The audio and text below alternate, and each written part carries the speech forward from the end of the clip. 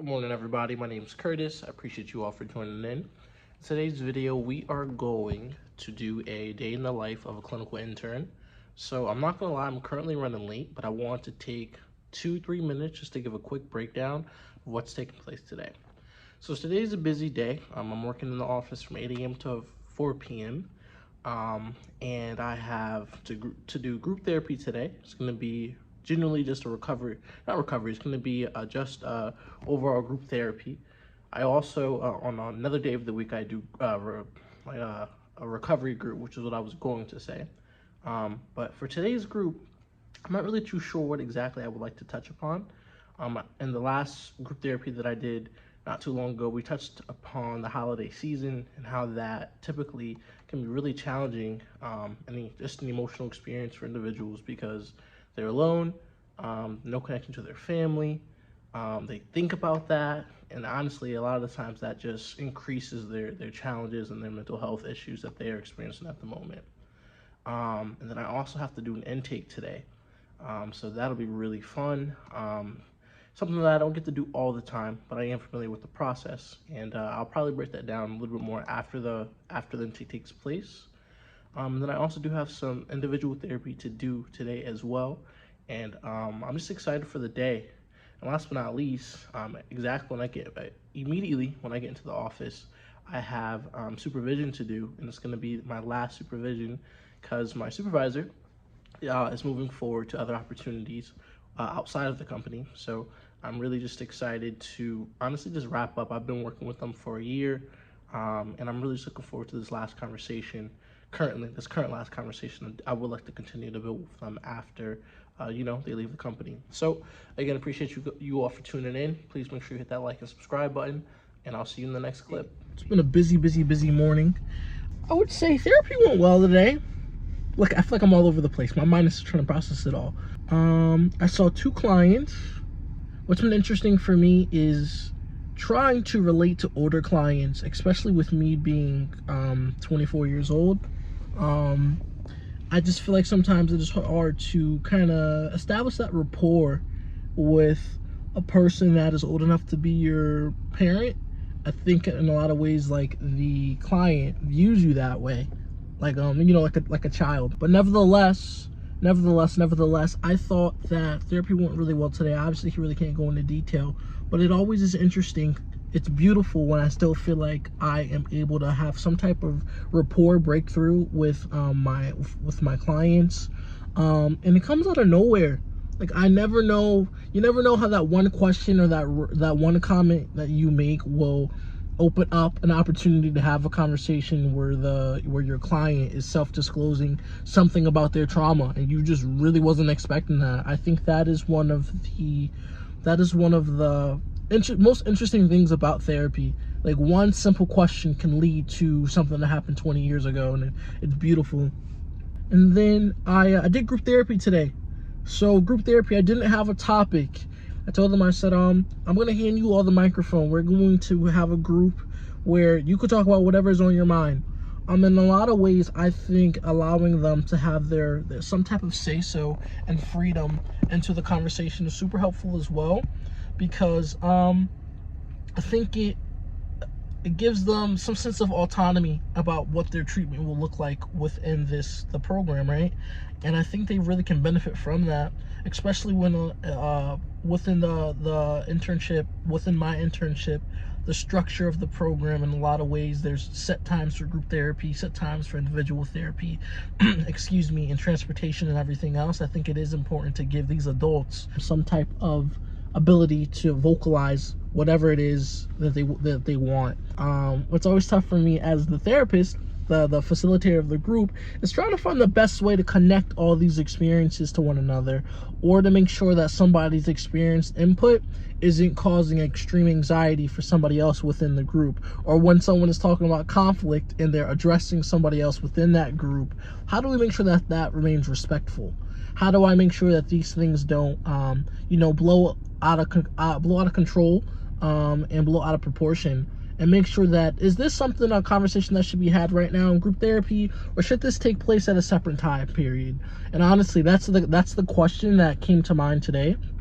And I said, maybe this issue that you were all having could be had in private, you know? And surprisingly, they were overall receptive to that. You know, the awkward moments, I think they are really important to role model. I think it's important for us to role model how you can kind of overcome that within group. But the psychoeducation that I gave today, it was in reference to the fact that, in group therapy, that group is a space to practice these social skills. Group is a space where you can learn coping skills to utilize outside of this environment. And I think even with all the conflict that we experienced today, I was able to show the members that we can disagree and it's not an argument. And I was firm on that because at the end of the day, I'm facilitating this group. And I got to make sure that I try to protect the members. And with that said, even after having the group therapy session, I then took the individuals that were having some type of conflict, and we had an impromptu crisis consultation. That's what I'm gonna those words is what I'm going to put on my internship hourly tracker thing, because that's what it was. I view every interaction that happens as an opportunity for growth as a person, but also for me as a counselor. It allows me to help role model. How do we have these conversations where we aren't accusing a person or calling them out of their name, or how do we have this conversation without it getting violent, combative? And I think we were able to do that today, and the members were able to grow from that. I have an intake that I need to do, so that'll be taking place over the phone, and then from there the rest of the day is paperwork. And it's so wild, it feels like the day went by so fast, and I haven't done any paperwork, and I'm backed up on the paperwork that was supposed to be done yesterday. I'm gonna go prepare for not this crisis consultation, for this intake that I have. It's 1:30 right now, the intake is at 2:30, so I'm just gonna go check up on the, review some of the information that we have about this client, and see, just prepare for this conversation. Okay, so the day is over, the work day at least. It is 4:30. Right now I'm about to go to the barber shop because I am looking a little rough. Gonna get myself a little bit cleaned up. And then from there, I'm gonna grab a bite to eat, and then I'm gonna lock back in for a few hours. I still do have some office work that needs to get done. So now I want to reflect more in depth about today and how it went. From the moment that I entered the building at 8 a.m. until the moment I left at 4 p.m., I was working. Immediately, I did supervision. Then afterwards, individual therapy started, and it was tough because a lot of the times there's just so much to do in one day. So I immediately went from individual therapy to then going into, it was group therapy. And I didn't really have that time. Like I said this morning, I was running late, so I didn't really have that time to prep for group therapy the way that I wanted to. But nevertheless, it's group therapy. It's not recovery where they have to learn something, so to speak. And there are so many different ways, I guess, really what I'm saying, to approach specifically group therapy. And because it's at the end of the week, it's on a Friday, I like to use that as a process group. I like to give the individuals the ability to kind of really reflect on whatever the hell happened, honestly, for the week, whether that be something good, something bad, or whatever is on their mind. So again, some of us talked about conspiracy theories. Some of us talked about some real things that were going on. And it was great because I think a lot of times, sometimes I get anxious about not having that structure and group. And then sometimes it's important to remember that you can invite the members to take part and engage in the group to influence it. With that said, I've realized that for the majority of the day, I was one of the main clinicians that were present in the office. And, there was a lot of conflict and a lot of different things that were going on. And throughout all these different activities that I did, I felt capable to handle the individual therapy sessions that took place or whatever content was discussed. I felt comfortable being able to de-escalate some of the tension that was taking place in the session, the group therapy session. I felt comfortable having that mediation between some of the members and their struggles, and helping them kind of see both sides of the coin there, and helping them find that compromise. And I thought that was really, I enjoyed it. I felt comfortable in the intake and thinking about what exactly is it that I want to drive home in the documentation for the paperwork there. And then, supervision was great as well. I really feel like I ended on a strong note with my supervisor. Um, and I genuinely feel like I have, a mentor. This will be my first career mentor when it comes to, this career, this clinical therapist journey that I'm taking on. And it was so busy. I tried to be very intentional with my time.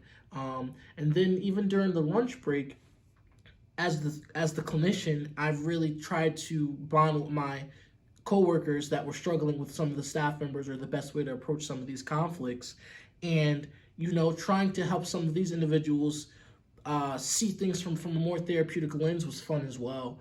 And it was really neat today. I'll be honest, it was really dope to be able to put a lot of the education that I've been doing for the last 7 years, from undergrad up until now, into use.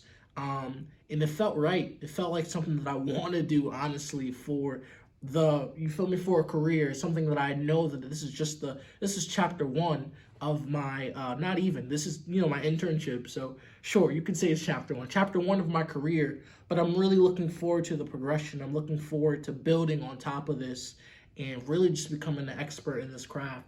I loved every moment of it. And over time, I know, it will only get better. I appreciate each and every one of you that joined in for today's video.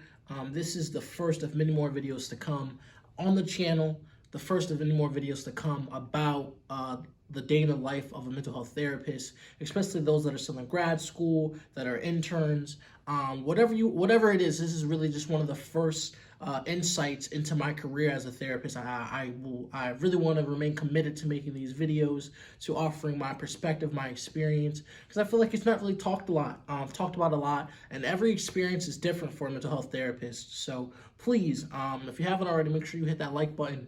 Make sure you subscribe to the channel. Please comment something down below. Tell me more about your experience. Please send this to a friend that is currently in a mental health program, that's thinking about the program. And, just continue to support this channel. I look forward to growing a community with like-minded individuals and, just taking it one day at a time. Take care. Peace.